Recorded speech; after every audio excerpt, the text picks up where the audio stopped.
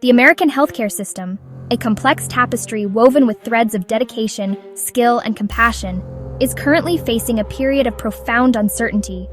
Recent federal policy changes, specifically those enacted under the Trump administration, are casting a long shadow over a significant portion of its workforce: legal immigrants. These are individuals who have built their lives and careers in the United States, often serving in roles that are crucial yet difficult to fill. Now, many find themselves in a precarious position, their legal status, once considered stable, suddenly under review or threat of termination. This shift is not merely an administrative adjustment. It is a development that sends ripples of anxiety through hospitals, clinics, and care facilities nationwide, prompting deep concerns about the continuity and quality of care for all Americans. The policies in question aim to curtail or end protections for over 500,000 legal immigrants. This includes individuals who arrived under humanitarian parole programs or have temporary protected status, designations granted to those fleeing dire circumstances such as natural disasters or extreme violence in their home countries. For years, these programs offered a lifeline and a legal basis to work and reside in the U.S. healthcare providers. Witnessing these developments warn of potentially devastating consequences.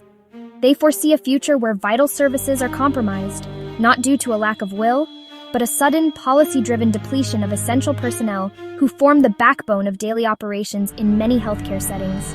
The implications of stripping these protections extend far beyond the individuals directly affected. Consider the vast network of roles these immigrants occupy. They are not confined to a single specialty or level of care. Rather, they are integrated throughout the healthcare system. We find them working as nurses, providing critical bedside care, and as physical therapists, helping patients regain mobility and independence. They are also the dedicated staff in maintenance, janitorial services, food service, and housekeeping, ensuring that healthcare environments are safe, clean, and functional. The potential loss of these workers, therefore, is not a minor disruption but a systemic threat that could undermine the operational integrity of countless healthcare institutions across the country. The timing of these policy shifts, coming as the nation continues to grapple with various public health challenges and an aging population, only amplifies the concerns. Healthcare leaders are not just worried about filling shifts, they are concerned about maintaining access to care, managing chronic illnesses effectively, and responding to public health emergencies. The anxiety among providers is palpable, a reflection of their understanding that a stable, skilled, and diverse workforce is fundamental to a resilient healthcare system. The ground beneath the feet of many dedicated healthcare professionals is shifting, and the tremors are being felt by those who depend on their unwavering service every single day. The sector arguably most vulnerable to these sweeping immigration policy changes is elder care, a field characterized by its profound human touch and an increasing demand for dedicated caregivers. As our population ages, the need for compassionate and skilled individuals to assist older adults with daily living, medical needs, and companionship grows exponentially. Immigrant workers have long been a cornerstone of this vital service, filling roles that are often physically and emotionally demanding, yet essential for the dignity and well-being of our seniors. The prospect of losing a substantial number of these caregivers due to deportation or the revocation of work permits presents a looming crisis, threatening to leave a significant void in the care infrastructure for our elderly. Immigrants constitute a strikingly high percentage of the direct care workforce in long-term care facilities, including nursing homes, assisted living communities, and home health services. Current estimates suggest they make up nearly 30% of these dedicated workers. These are the individuals who provide intimate daily support, helping with bathing, dressing, medication management, and offering solace and company. Their departure would not simply mean staff shortages. It would mean a direct impact on the quality of life for countless seniors. Facilities might be forced to reduce admissions, stretch existing staff thinner, or compromise on the level of personalized attention that defines good elder care, a scenario that deeply worries families and advocates alike. The reliance on immigrant labor in elder care is not accidental. It reflects both the growing demand and, in some cases, a domestic workforce less inclined to take on these challenging roles. Many of these immigrant caregivers have developed deep bonds with the residents they serve, becoming like family.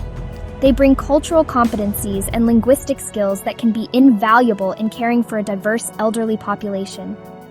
The potential deportation of an estimated 30,000 legal immigrants from countries like Cuba, Haiti, Nicaragua, and Venezuela, many of whom are embedded in these healthcare roles, underscores the scale of the potential disruption.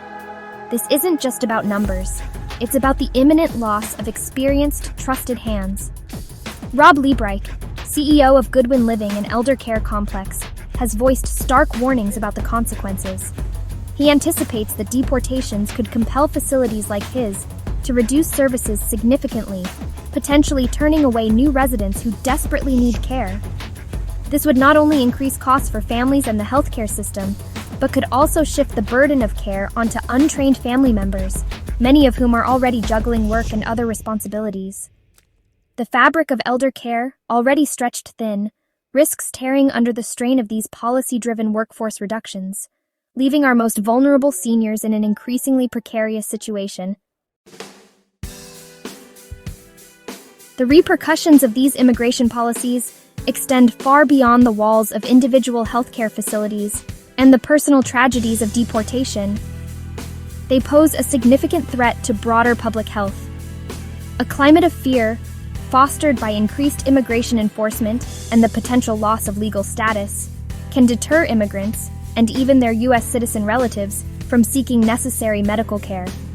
This avoidance is not limited to routine checkups, but can include critical interventions for infectious diseases and management of chronic conditions. When segments of the population are afraid to interact with the healthcare system, it creates blind spots where diseases can spread unchecked and preventable conditions can worsen, ultimately impacting the health of the entire community. Consider the challenge of managing infectious disease outbreaks, such as measles or emerging threats like bird flu.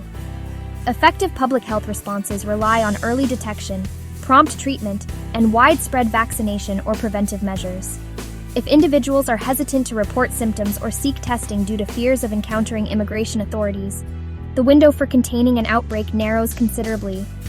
Sandy Redding, president of the California Nurses Association, has highlighted this very concern, noting that increased immigration and customs enforcement activity has already led to delays in care.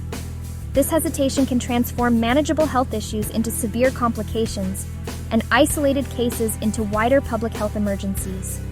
Furthermore, the disruption to the healthcare workforce itself has direct public health consequences. A shortage of healthcare professionals, from doctors and nurses to lab technicians and support staff, strains the system's capacity to respond to everyday health needs, let alone crises. If clinics are understaffed or forced to close, access to preventive care for chronic conditions like diabetes and high blood pressure diminishes. This can lead to an increase in preventable complications, such as amputations, strokes, or kidney failure, which are not only tragic for individuals, but also place a greater burden on emergency services and intensive care units, driving up healthcare costs for everyone. The fear extends to previously considered safe spaces. Reports indicate that the Trump administration is increasing immigration enforcement even in locations like hospitals and clinics, which were traditionally viewed as sanctuaries, where individuals could seek help without fear of deportation.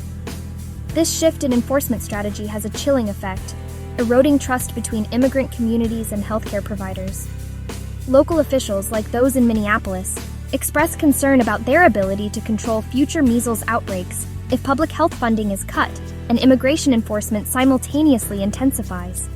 The intricate web of public health, reliant on trust, access, and a robust workforce, is being frayed by policies that prioritize enforcement over well-being. To understand the tangible human impact of these policy changes, we can look to specific communities like Goodwin Living, a faith-based, not-for-profit elder care complex located near Washington, D.C. This organization, dedicated to providing compassionate care for seniors, now finds itself on the precipice of a significant operational challenge. Due to recent Supreme Court rulings that permit the termination of humanitarian parole and temporary protected status for certain groups, Goodwin Living is poised to lose 65 valued staff members. These are not anonymous figures on a spreadsheet. They are integral members of the Goodwin Living community, individuals whose skills and dedication are woven into the daily lives of the residents they serve. The roles these 65 individuals fill are diverse and essential. They are nurses providing medical attention, certified nursing assistants offering personal care, dining staff preparing nutritious meals, and maintenance workers ensuring the facility is safe and comfortable. For the residents, these staff members are often more than just employees. They are familiar faces, trusted companions, and sources of daily comfort and support. Jill Miller, a resident at Goodwin Living, poignantly described these workers as the backbone of the facility.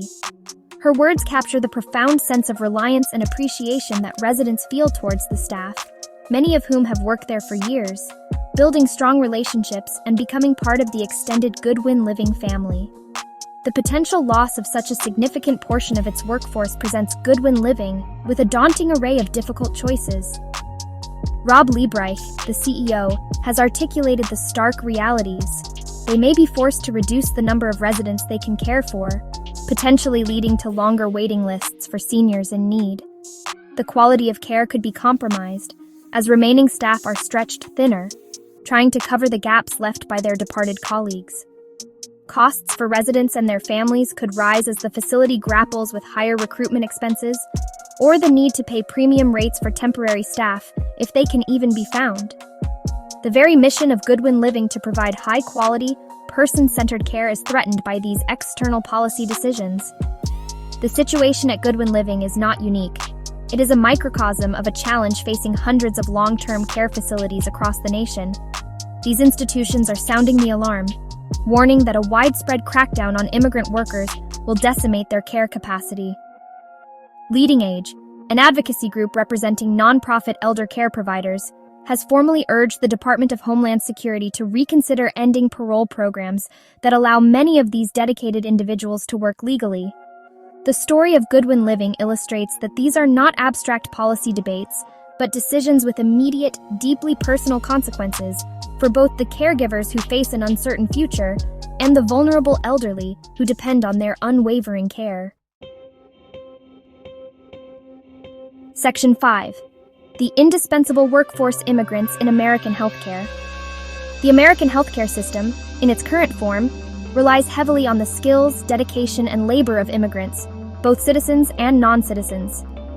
An April 2025 study, published in the prestigious medical journal JAMA, brought this reality into sharp focus, calculating that approximately 1 million non-citizen immigrants are employed within the healthcare sector. This staggering figure includes over 366,500 individuals who are undocumented, working in the shadows yet contributing significantly to the functioning of our medical infrastructure. These individuals are not peripheral. They are deeply embedded in nearly every facet of healthcare delivery, from direct patient care to essential support services that keep facilities running smoothly and safely for everyone. The roles filled by this immigrant workforce are remarkably diverse. They are highly trained physicians, with nearly a quarter of all doctors in the U.S. being foreign-born, and over 6% being non-citizen legal residents. They are nurses, medical assistants, and home health aides, providing the bulk of hands-on care in many settings. Immigrants are also crucial as laboratory technicians, pharmacists, and researchers, contributing to diagnostics, treatment, and medical innovation. Beyond these clinical roles, they are the backbone of support services, cleaning and maintaining sterile environments, preparing and serving food to patients, and managing administrative tasks. In states like New York, Florida, and California, non-citizen immigrants constitute a significant portion, 13%, 10%, and 9% respectively, of the total healthcare workforce, highlighting their regional importance. The long-term care sector, as previously discussed, is particularly dependent on immigrant labor, with nearly 30% of its direct care workforce comprised of immigrants. But the need extends beyond elder care. The U.S. is already facing projected shortages of doctors and registered nurses in the coming years. Furthermore, there is an anticipated need for an additional 800,000 home care workers over the next decade to meet the demands of an aging population and individuals with disabilities who prefer to receive care in their homes. Policies that restrict the entry of foreign-trained health professionals or lead to the deportation of those already here will only exacerbate these existing shortages, making it harder for all Americans to access timely and quality care. The contribution of immigrants to healthcare is not just about filling jobs. it is also about enriching the quality and cultural competency of care. Many immigrant healthcare workers bring linguistic skills and cultural understanding that are invaluable in serving diverse patient populations. They can bridge communication gaps, build trust, and help navigate cultural nuances that can impact health outcomes. The potential loss of these workers, therefore, represents not only a numerical depletion, but also a reduction in the system's ability to provide equitable and effective care to an increasingly diverse nation. Their presence is a strength, and their potential absence a profound vulnerability for American healthcare. Section 6. Voices in Conflict, the Debate over Policy and People. The unfolding situation has, predictably, elicited sharply contrasting views from different stakeholders, highlighting the deep divisions in the national conversation about immigration and its intersection with critical sectors like healthcare. On one side, healthcare providers, facility administrators, patient advocates, and many community leaders are expressing profound alarm. They see the impending loss of skilled and dedicated immigrant workers, not as an abstract policy outcome, but as a direct threat to patient care, public health, and the operational viability of their institutions. Their concerns are rooted in the daily realities of providing care and managing complex health systems, where workforce stability is paramount. Leaders like Rob Liebreich of Goodwin Living and Sandy Reading of the California Nurses Association articulate a future where elder care capacity shrinks, preventable diseases spread, and health disparities widen. They emphasize that many of these immigrant workers are legally present, thoroughly vetted, and have been contributing members of their communities for years, often in demanding roles that are hard to fill. Advocacy groups such as Leading Age are actively petitioning the government, urging a reconsideration of policies that could decimate the elder care workforce. Even some traditionally conservative voices, like former GOP Congressman Tom Price, have acknowledged the critical need for more visas for healthcare workers to avoid harming the sector, recognizing the practical implications of such workforce disruptions. Conversely, the Trump administration, through spokespeople like DHS Assistant Secretary Tricia McLaughlin, has largely dismissed these concerns. McLaughlin stated, "The assertion that the only way we can take care of our seniors is by allowing unvetted illegal aliens and foreigners with criminal records to remain in the country is grossly false and lazy." This statement, however, sidesteps the issue of legally present workers holding TPS or humanitarian parole who underwent vetting processes. When pressed on this specific group, the DHS reportedly did not provide a direct response, focusing instead on a broader rhetoric of adherence to legal immigration pathways, without fully addressing the immediate crisis faced by those who followed existing legal frameworks. Adding another dimension to the debate, conservatives like Simon Hankinson of the Heritage Foundation acknowledge the potential for harm to sectors including healthcare, agriculture, and construction.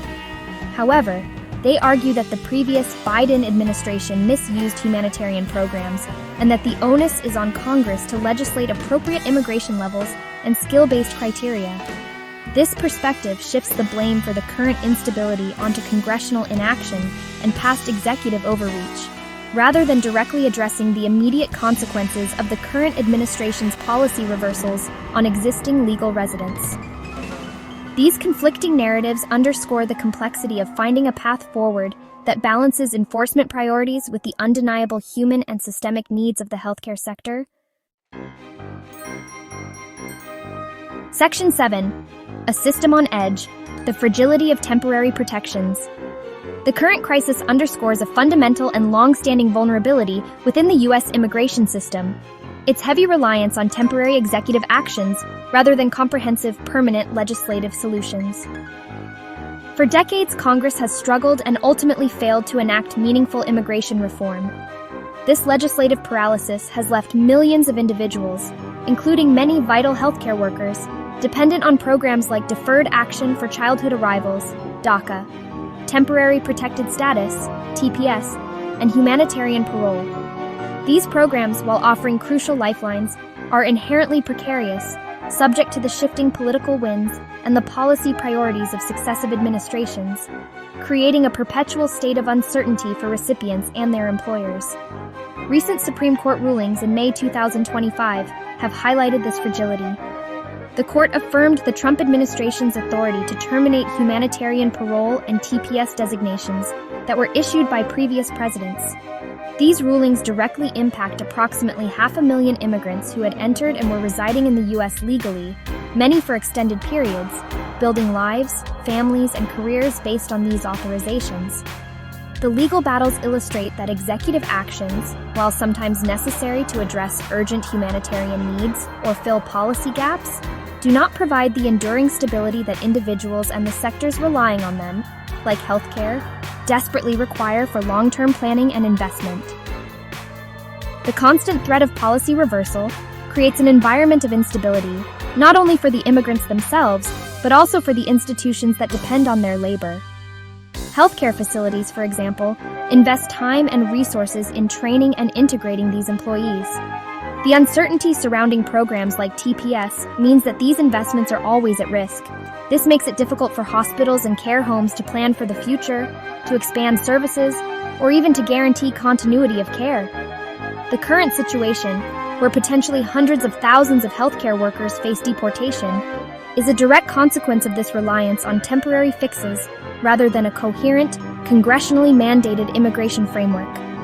This precariousness is not a new phenomenon, but its impact is becoming increasingly acute as workforce shortages in critical sectors like healthcare become more pronounced.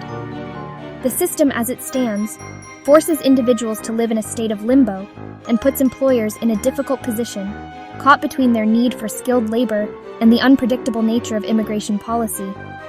Senator Lisa Murkowski's criticism of the administration's revocation of protections for Afghan immigrants, calling it a historic betrayal, reflects a broader frustration with policies that seem to disregard the human element and the practical consequences of upending established, albeit temporary, legal statuses. The call for Congress to finally address these issues through comprehensive legislation grows louder with each new crisis. Section 8. The Shadow of Deportation. When fear becomes a health barrier. The Trump administration's intensified focus on immigration enforcement, extending even into previously considered sensitive locations like hospitals and clinics, is cultivating a pervasive atmosphere of fear among immigrant communities. This fear has profound and detrimental consequences for public health, as individuals, including those with legal status and their U.S. citizen family members, become increasingly hesitant to seek necessary medical care.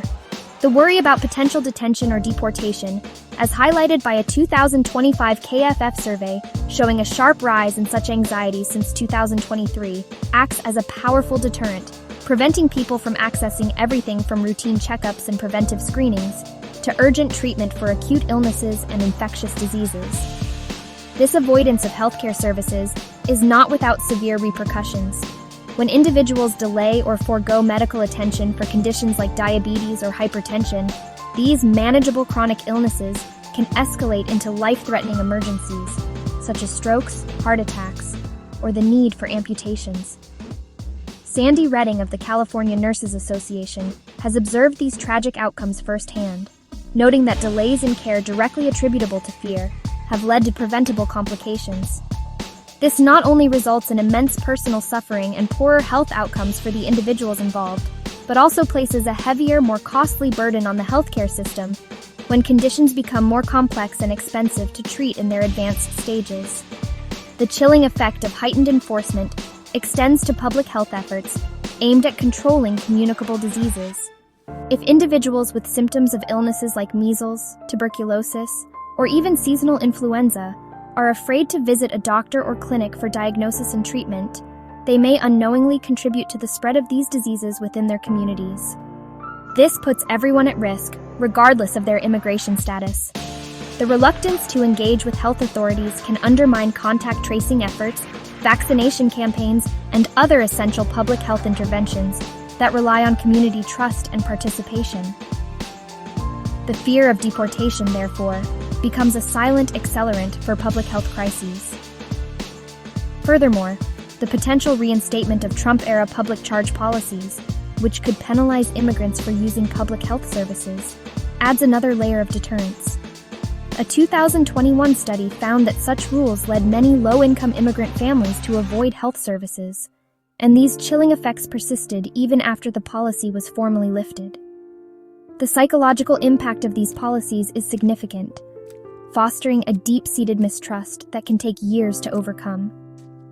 When families are forced to choose between their health and their future in the country, it is a devastating dilemma with far-reaching negative consequences for individual well-being and the collective health of the nation.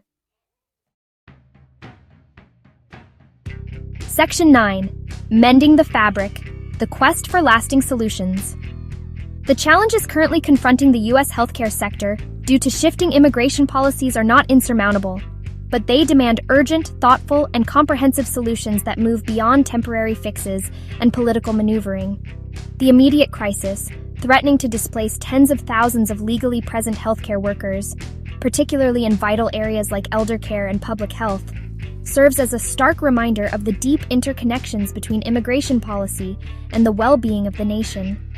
Relying on executive actions, which can be undone with each new administration, has created an unstable foundation for both immigrant workers and the institutions that depend on them, highlighting the critical need for Congress to step forward. Permanent legislative solutions are essential to stabilize the healthcare workforce and ensure continuity of care for all Americans. This could involve creating specific visa pathways for healthcare workers, particularly in roles experiencing chronic shortages, or providing a clear route to permanent residency for those already contributing their skills under programs like TPS or humanitarian parole. Addressing the status of DACA recipients, many of whom are also in healthcare, is another crucial piece of the puzzle. Such legislative actions would not only provide security and peace of mind for these essential workers, but also allow healthcare facilities to plan for the future with greater certainty, invest in their staff, and ultimately, better serve their patients.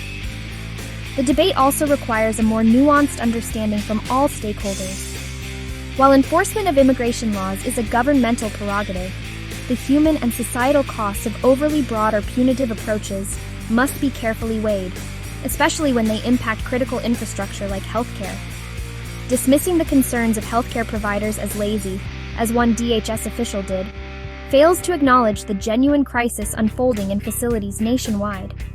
Conversely, a purely utilitarian argument for immigrant labor can sometimes overshadow the humanitarian considerations and the rights of individuals seeking safety and opportunity. A balanced approach recognizes both the economic contributions and the human dignity of immigrants. Ultimately, mending the fabric of our healthcare system, and indeed our society, requires a shared commitment to pragmatic and compassionate policymaking. The stories from places like Goodwin Living, the data from studies like the JAMA report, and the warnings from public health officials paint a clear picture. Our health as a nation is intrinsically linked to the stability and well-being of those who provide care. Ignoring this reality, or allowing political expediency to dictate policy, risks not only a healthcare crisis, but also a weakening of the compassionate values that should underpin any advanced society. The time for stopgap measures is over. The call for enduring legislative solutions is more urgent than ever.